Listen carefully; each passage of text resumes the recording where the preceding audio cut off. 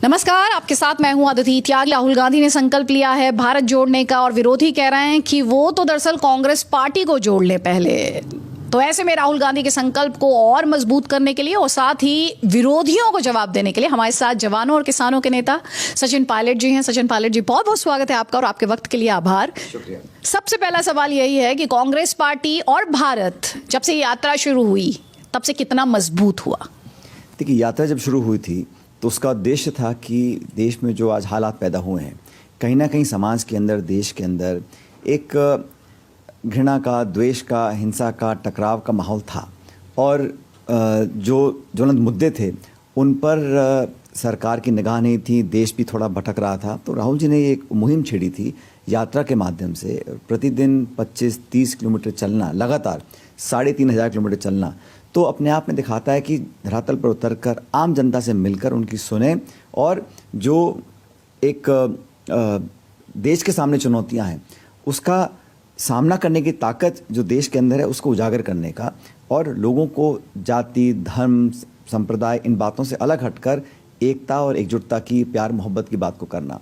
मुझे लगता है कि वो उद्देश्य पूरा हो रहा है और तभी जो विरोधी हैं वो सब बड़े विचलित हैं और बड़े परेशान हैं कि इतना जन समर्थन क्यों मिल रहा है। और यात्रा का उद्देश्य कोई वोट हासिल करने का नहीं है, लेकिन यात्रा का उद्देश्य है कि देश में तमाम जो ताकतें हैं, जो जमहूरियत को बनाए रखे हुए हैं, जो जनता का जो इकबाल और विश्वास है प्रजातंत्र के अंदर, उसको बनाए रखें, उन ताकतों को मजबूत करने का उद्देश्य था।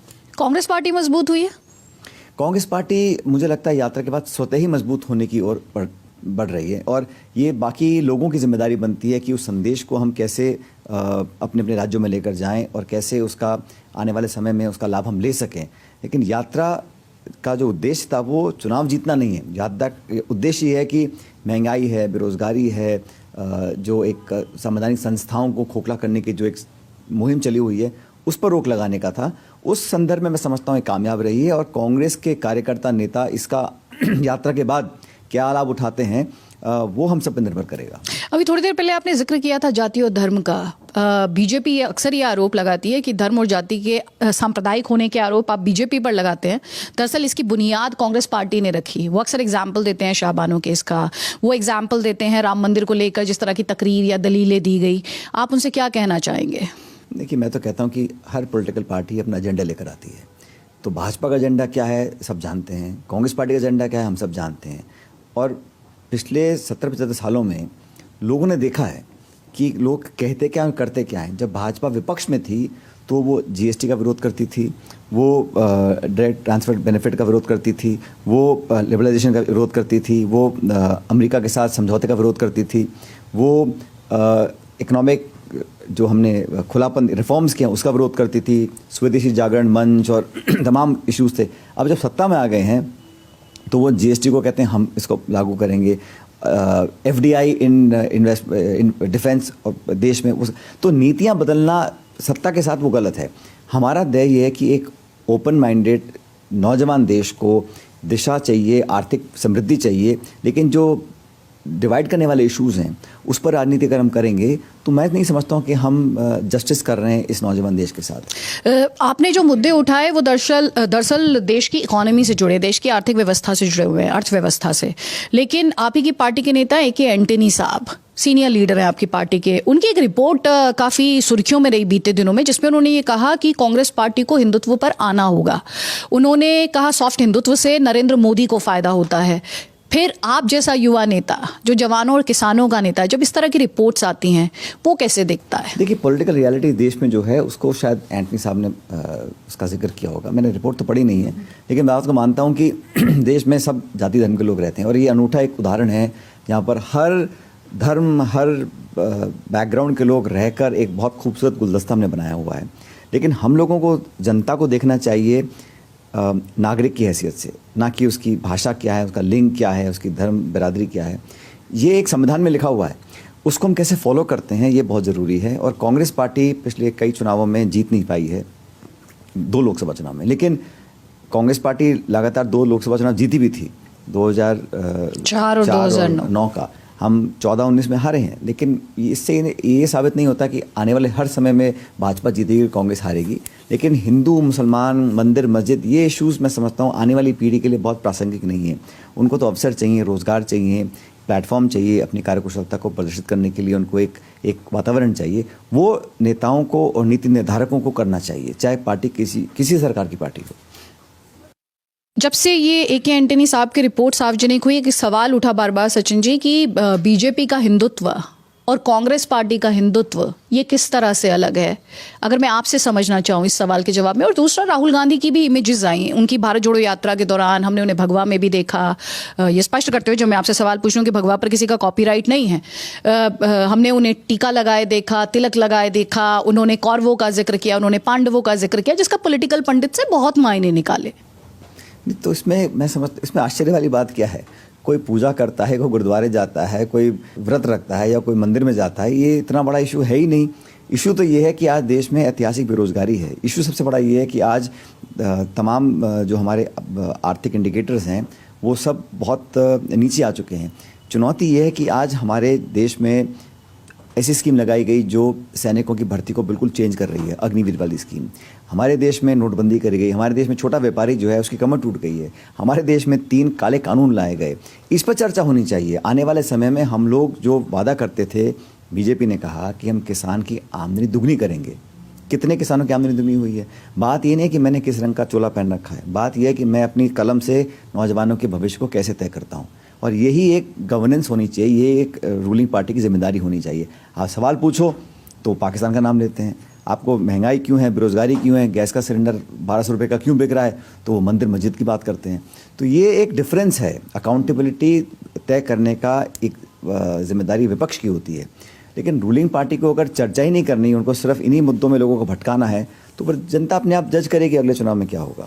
ठीक है, आप राहुल गांधी को आप उनके साथ लंबे अरसे से रहे हैं। अभी आपने कहा था देश बिखर रहा है, एक बिखरने वाला सांकेतिक तौर पर। मैंने ऐसा कुछ नहीं कहा। देश एकजुट है और देश बहुत मजबूत है, लेकिन देश के अंदर कुछ ऐसी ताकतें हैं जो इमोशनल, जज्बाती और गैर राजनीतिक मुद्दों को रेखांकित कर रही हैं। वो ऐसी ताकतें हैं जो मॉब लिंचिंग हो, घृणा का वातावरण हो, एक हिंसा का वातावरण हो, एक ऐसा एटमॉस्फेयर बनाने की कोशिश की जा रही है, दबाव की राजनीति की जा रही है, एजेंसीज का दुरुपयोग किया जा रहा है। हम उसके खिलाफ हैं। जुडिशरी, ब्यूरोक्रेसी, मीडिया को अब स्वतंत्र होना चाहिए। किसी भी लोकतंत्र के लिए ये तीनों स्तंभ होते हैं। अगर ये फ्रीली काम नहीं कर पाएंगे तो हमारी जो डेमोक्रेसी है वो सही फंक्शन नहीं कर पाएगी। तो उस संदर्भ में हमने कहा, बाकी हमारा देश तो इतना मजबूत है, कोई बाहर का व्यक्ति आंख उठा के देख ले, हम उसको मुंह तोड़ जवाब देंगे, उसमें कोई कमी नहीं है। लेकिन जो हमारे अंदर जो इंटरनल हमारी जो पॉलिटिक्स है, उसमें जवाबदेही तय करने के लिए इस प्रकार की यात्रा बहुत जरूरी है। Exactly, my point was in that context only कि जो पोलराइजेशन की बात की जाती है, जो बंटवारे की बात की जाती है, आपको लगता है ये जो मौजूदा सियासत है जिसमें सर्टेन ताकतों की बात आप कर रहे हैं, उसमें सोल्यूशन राहुल गांधी है और राहुल गांधी ही सोल्यूशन क्यों कभी है? राहुल जी ने ऐसा कहा ही नहीं कि मेरे पास सब सवालों के जवाब हैं, आने वाले समय में मैं सबको निराकरण कर दूंगा। वो तो कह रहे हैं कि भाई हम लोगों की बात सुनना चाहते हैं, हम किसी पे थोपना नहीं चाहते, हम राजनीति करना चाहते हैं जो प्रोग्रेसिव है, जो सबको साथ लेकर चलती है। धर्म जाति के बंटवारे में हम अपना राजनीतिक लाभ ले लें, इस प्रकार की बातों कभी उन्होंने कही नहीं, ना कांग्रेस पार्टी ने कही। जो सत्ताधारी दल है, जिम्मेदारी उनकी बनती है, पार्लियामेंट के अंदर जवाब दें, पब्लिक से जो उनके जो ज्वलंत इश्यूज़ हैं उस पर उनको एड्रेस करें। ये कौन करेगा जब विपक्ष मजबूत नहीं होगा? और विपक्ष मतलब जब कांग्रेस मजबूत नहीं होगी, और कांग्रेस इस देश में सबसे बड़ी पार्टी है, और कांग्रेस ही मैं मानता हूं जो नेशनल लेवल पर भाजपा को चुनौती देकर पराजित कर सकती है। बाकी क्षेत्रीय दलों की अपनी भूमिका है, उनको सब साथ लेकर चलेंगे, लेकिन पैन इंडिया लेवल पर कांग्रेस ही वो एक पार्टी है और एक सोच है जो भाजपा को चुनौती दे सकती है एट नेशनल लेवल। तो ये बात तो हकीकत है। आपने जो कहा कि कांग्रेस ही एक ऐसी पार्टी है जो बीजेपी को नेशनल लेवल पर चैलेंज कर सकती है, लेकिन बहुत सी ऐसी पार्टियां हैं जिन्हें भारत जोड़ो यात्रा के लिए न्योता भेजा गया था, पर वो कांग्रेस पार्टी के साथ नहीं आई। बीते दिनों में थर्ड फ्रंट को लेकर भी इस देश में बहुत बात हुई है। आपको उस पर आप क्या कहेंगे, इस पॉलिटिकल डेवलपमेंट पर? इस देश में दर्जनों पार्टियां हैं और हर पार्टी की अपनी कुछ मजबूरियां हैं, कुछ उनकी लिमिटेशंस हैं और कुछ उनके समीकरण होते हैं। मैं समझता हूँ हमें तय करना पड़ेगा, हमारे को अपने सीमित दायरे में रहकर किसको चुनौती देकर पटकना है या हमको नेशनल लेवल पर किस प्रकार की व्यवस्था बनानी है। अगर एनडीए को हराना, मत भूलिए 2019 में भी जब एनडीए की सरकार बनी तो मात्र 1/3 वोट पड़ा था एनडीए को, 2/3 वोट उसके खिलाफ पड़ा था। लेकिन विपक्ष अगर खंडित रहेगा तो 2/3 वोट बिखर जाएगा और 1/3 वाली जो गठबंधन है वो जीत जाएगी। लेकिन 24 में जो होगा, मैं समझता हूँ आप सही कह रही हैं। अब फ्रंट कौन सा बनेगा, federal front, third front, national front, वो अब बात की बात है। लेकिन सब लोगों को सोचना पड़ेगा हमारे को इमीडिएटली क्या हासिल करना है। हमें अपनी ईगोस में रहना है, हमें अपने इमीडिएट फ़ायदे को देखना है, या हमको लॉन्ग टर्म देश के बारे में सोचना है। और मैंने कांग्रेस के बारे में इसलिए कहा कि कांग्रेस एक सोच है, कांग्रेस एक विचारधारा है जो मेघालय, त्रिपुरा से लेके केरला तक और कश्मीर से लेकर गुजरात तक हर जगह है, और उस सोच के साथ एक देश का संबंध है। बाकी इंपॉर्टेंट स्टेट लीडर्स हैं, उनकी पार्टियां हैं, वो सरकार में भी हैं, उनके अपना जनाधार है, मैं उसको डिनाई नहीं करता हूं। लेकिन उन सबको सोचना पड़ेगा कि हमारे लिए एज ए नेशन क्या प्रायोरिटी है। तो उस संदर्भ में मैंने कहा था अगर कांग्रेस मजबूत होती है, वो एक पिवट बनती है, एक पोल बनती है, उसके आसपास बाकी लोग जुड़ेंगे तो बहुत मजबूत गठबंधन बनेगा। और मैं समझता हूँ यूपीए प्लस, अब आप एनडीए देखिए, कितने दल एनडीए को बीजेपी को छोड़ गए, शिवसेना, अकाली दल, जेडीयू, ये सब क्यों छोड़ रहे हैं? क्योंकि उनको लग रहा है कि ये इनका काम करने का तरीका जो है वो बड़ा अथॉरिटेरियन हो गया है। और कांग्रेस के पास जो दल थे उनमें हम सब वैसे के वैसे ही हैं, बल्कि और लोग जुड़ रहे हैं। इसलिए बेसिकली ये जो गठबंधन बनना चाहिए 2024 के लिए, उसकी शुरुआत हो रही है। सबसे बात करेंगे और सबको साथ लेकर हम आगे चलेंगे। लेकिन हमने ये देखा है कि क्या कांग्रेस पार्टी राहुल गांधी की लीडरशिप पर कॉम्प्रोमाइज करने के लिए तैयार है? क्योंकि मैं आपसे इसलिए कह रही हूँ, ममता बनर्जी का स्टेटमेंट आया था जिसमें उन्होंने कहा था यूपीए क्या है। उन्होंने राहुल गांधी को लेकर भी कई नेगेटिव कमेंट्स दिए हैं। क्या हमने कमलनाथ जी का भी स्टेटमेंट देखा था। ममता दी बहुत पुरानी कांग्रेस की एक मेंबर रह चुकी हैं और यूपीए से 2012 में अलग हो गई थी, वो अलग बात है। लेकिन उन्होंने बीजेपी को वहाँ पे हराया बंगाल में, इस बात को हमें स्वीकार करना पड़ेगा। अब आगे क्या होगा आप नहीं जानती, मैं भी नहीं जानता हूँ। लेकिन मैं ये कहना चाह रहा हूँ कि चाहे ममता जी हों, चाहे हम लोग हों, सबको सोचना पड़ेगा कि देश के लिए क्या ज़्यादा महत्वपूर्ण है और आपस में बैठ के चर्चा करनी पड़ेगी। थोड़ा गिव एंड टेक हर जगह होता है। मैं नहीं कह सकता हूँ कि पिछली बार बंगाल में हम लड़े, हम कम्युनिस्ट पार्टी के साथ लड़े थे, हम ममता जी की पार्टी के खिलाफ लड़े थे। लेकिन राजनीति में समीकरण बदलते रहते हैं, भविष्य में क्या होगा इसको कोई कह नहीं सकता।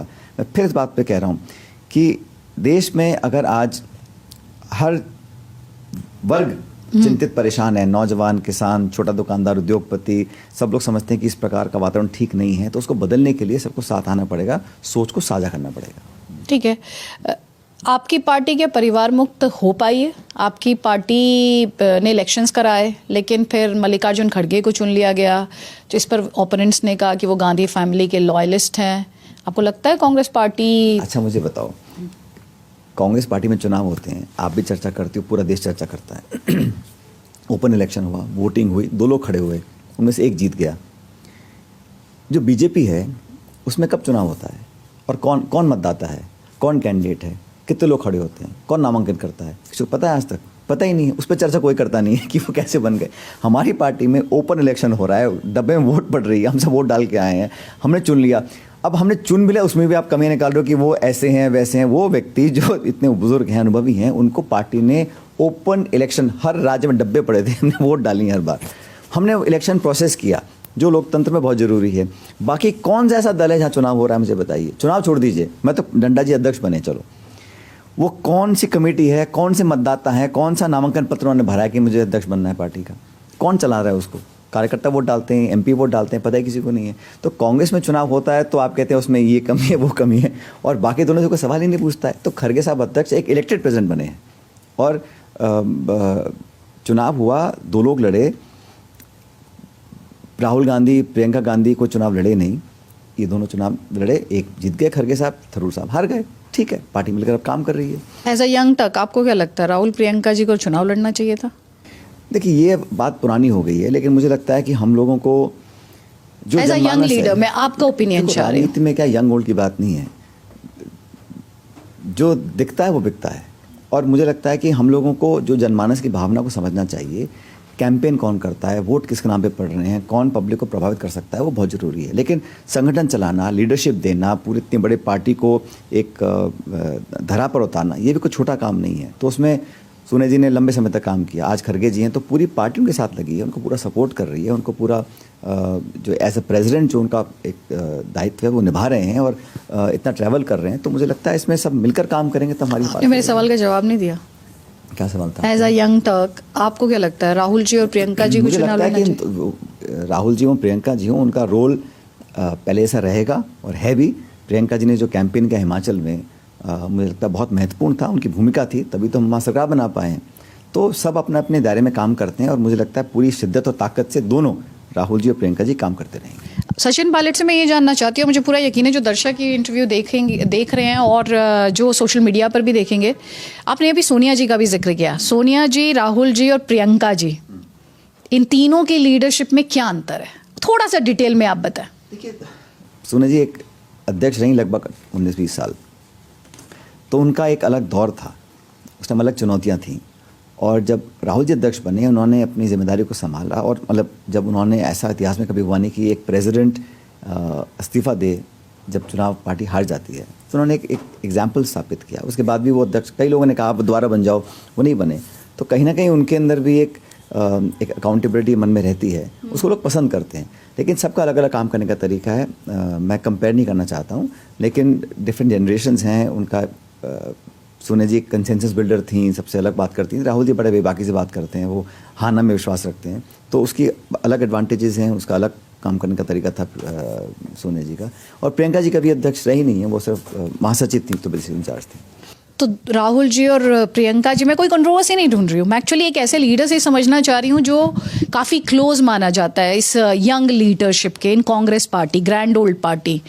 दोनों के लीडरशिप स्किल्स को अगर मैं कहूँ, सचिन पायलट जी, आप किसी एग्जाम्पल के माध्यम से या स्किल सेट के माध्यम से आप किसी भी को, किन्हीं भी दो व्यक्तियों को कंपेयर नहीं कर सकते, ना करना चाहिए।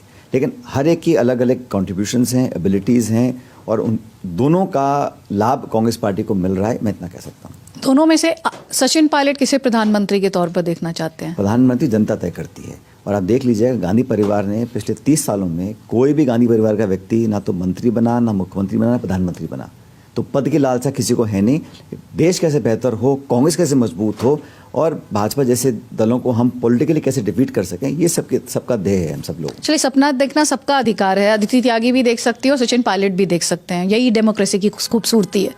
तो जमहूरियत में क्या सचिन पायलट कभी इस देश के प्रधानमंत्री बनना चाहेंगे? ऐसा है, मैं अपनी सीमाएं जानता हूँ और मैं इतना चाहता हूँ कि मुझे 20-22 साल हो गए राजनीति में काम करते हुए, लेकिन मैं लोगों का विश्वास जीत सकूं, उनके दिल दिमाग में कोई एक छाप अच्छी छोड़ सकूं, मेरा ये ऑब्जेक्टिव है। बाकी किस पद पोस्ट पे हम लोग रहें, ये बहुत महत्वपूर्ण नहीं है। राजनीति में हर एक व्यक्ति की महत्वाकांक्षा होती है, लेकिन वो महत्वाकांक्षा इतनी नहीं होनी चाहिए कि वो जिस उद्देश्य से आप राजनीति में आए हो उसको हम भूल जाएं। इसलिए पब्लिक सपोर्ट, पब्लिक सेंटिमेंट, उनके लिए काम करना, उनके जीवन को बेहतर बनाना, ये ऑब्जेक्टिव होना चाहिए। मेरे लास्ट 3 क्वेश्चंस हैं। एक सवाल तो मेरा एक सवाल तो आपसे ये है, और मैं बहुत क्यूरियस हूँ। ये सवाल मैं अपने कॉलीग्स के साथ भी डिस्कस कर रही थी। जैसे हमें छुट्टी लेनी होती है तो हम अपने एडिटर इन चीफ से कहते हैं कि जी हमें जाना है। जब सचिन पायलट को छुट्टी लेनी होती है या आज मन नहीं है काम करने का, उन्हें किसे बताना होता है? बताना नहीं होता, लेकिन जो कमिटमेंट्स हैं, जो हमारे पार्टी वर्कर्स हैं, मेरे मतदाता हैं, मेरे क्षेत्र के लोग हैं, अगर उनके साथ सीधा संवाद रहता है और ऐसा कोई ऑफिशियल, जब मैं सरकार में हम काम करते थे, जब केंद्र सरकार में, तो ऑफकोर्स उस टाइम प्रधानमंत्री मनमोहन सिंह जी थे, वो अलग एक औपचारिक था।